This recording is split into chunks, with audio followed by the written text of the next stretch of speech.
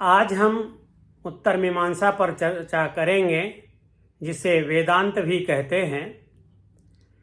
उपनिषद वेदों के अंत में आए हैं, इसलिए उपनिषदों को वेदांत कहते हैं। उपनिषद में प्रतिपादित विषय ब्रह्म है और उसके प्रतिपादन में विविध वाक्यों का प्रयोग हुआ है और कहीं कहीं विरोधाभास दिखता है, जिसे महर्षि बादरायण ने समन्वित किया है, उनमें समन्वय स्थापित किया है, एक वाक्यता स्थापित की है और अपने ग्रंथ ब्रह्म सूत्र को निबद्ध किया है। इसमें सृष्टि के आदि कारण एक ही तत्व को ब्रह्म को माना गया है, जिससे सृष्टि जन्म लेती है, उसी में पलती है और उसी में विलय हो जाती है। ब्रह्म के ज्ञान से मोक्ष प्राप्त होता है। हमने पहले देखा है कि वेद मंत्रों का दर्शन विविध ऋषियों ने दीर्घ काल तक किया और अंततः वेदव्यास ने उन्हें 4 संहिताओं में बद्ध कर दिया। तो वेद में विविध ज्ञान है और अपनी अपनी उपयोगिता और समझ के अनुसार लोगों ने, विचारकों ने अपने जीवन को तत्पर करने का मार्ग खोजा है। देहात्मवादी बुद्धि के चार्वाक लोग इसी शरीर को आत्मा मानकर, इसी शरीर को पुष्ट करने के लिए, सृष्टि को पुष्ट करके और सामाजिक व्यवस्था को नियमित करके, राष्ट्र और राज्य को सबल करके इसी तरह के जीवन को अधिकतम सुखमय बनाने का प्रयत्न करते हैं। यही उनका सत्य है। कोई मरने के बाद न स्वर्ग है न अपवर्ग है, शरीर मरने के बाद कहीं नहीं जाता, यह उनका निष्कर्ष है। पूर्व मीमांसकों ने वेद की गहन मीमांसा की, अपने तर्क बुद्धि से उसके अर्थ निकाले और उन्होंने अर्थ निकाला कि वेद हमें मार्गदर्शन देता है, विधान करता है, हमें प्रेरित करता है कि हम धर्म के मार्ग पर चलें, वेद विहित आचरण, व्यवहार और कर्म का पालन करें और उससे इस संसार में हमें सुख प्राप्त होता है और मरने के बाद हमें असीम सुख प्राप्त होता है, जिसे स्वर्ग कहा गया है।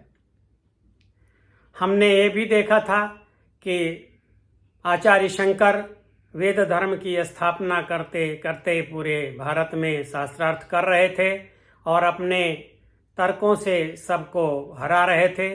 उसी क्रम में वे पूर्व मीमांसक मंडन मिश्र के पास पहुँचे, उनसे शास्त्रार्थ किया, जिस शास्त्रार्थ में उनकी पत्नी निर्णायक थी भारती देवी, और मंडन मिश्र शंकराचार्य के सम्मुख हार गए और उन्होंने उनका शिष्यत्व स्वीकार किया, उनसे दीक्षित हो गए और उत्तर मीमांसा की ओर तत्पर हो गए। इस प्रकार उत्तर मीमांसा के तर्कों की वरीयता सिद्ध होती है।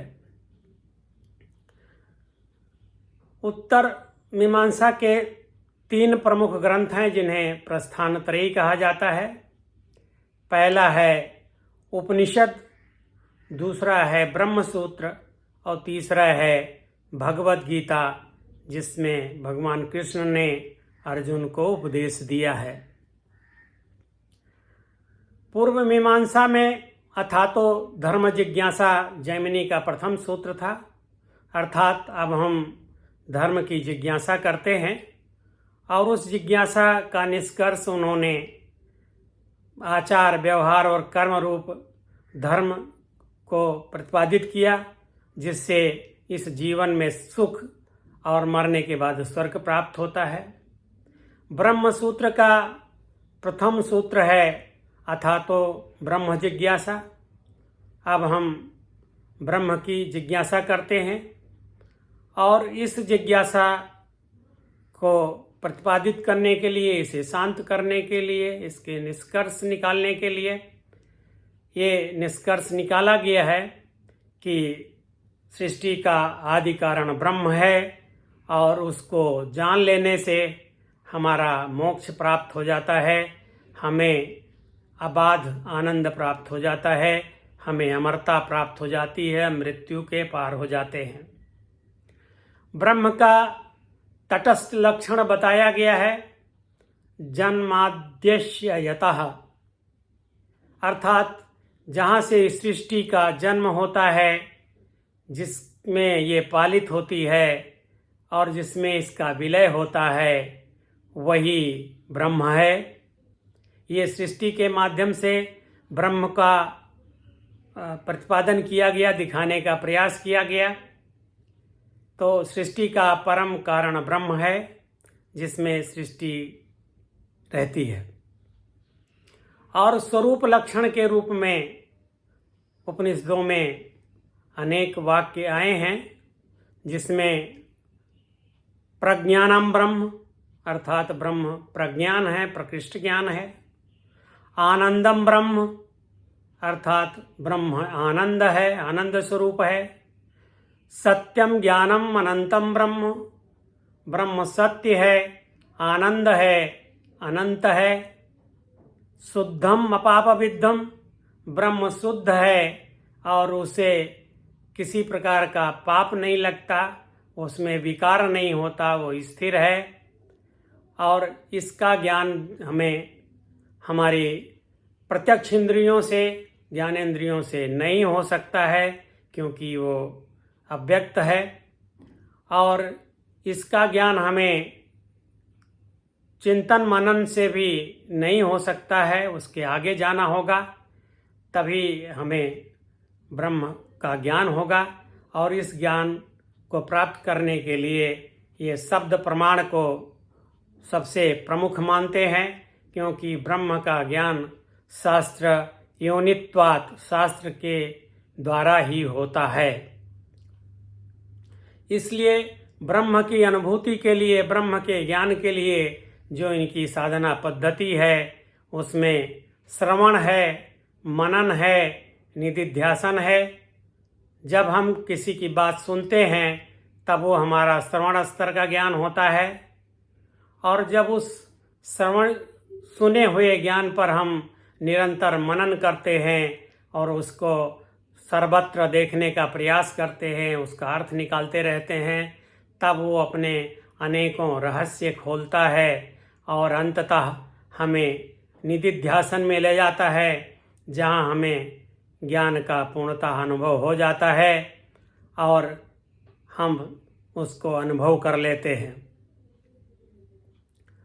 ब्रह्म का ज्ञान हो जाने से दुखों से जो मिश्रित सृष्टि है, इसमें सुख और दुख दोनों हैं, इनके पार और स्वर्ग के असीम सुखों के पार ये अपवर्ग की ओर ले जाता है, मोक्ष की ओर ले जाता है।